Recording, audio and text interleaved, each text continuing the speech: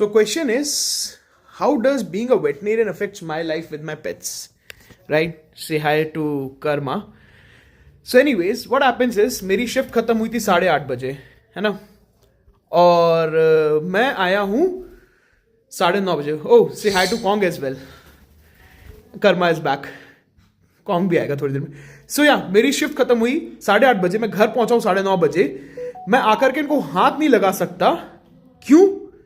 क्योंकि ना रात में मैंने एक लेप्टोस्पायरा केस हैंडल करा था, जिसकी वजह से ना मैं क्या बोलते हैं इनको नहीं इन्फेक्ट कर सकता.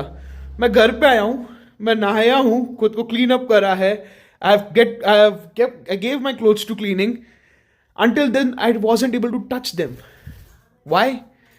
Because I don't want them to get infected.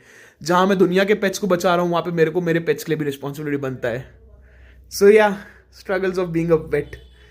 I love them, but I cannot interact with them until I'm clean.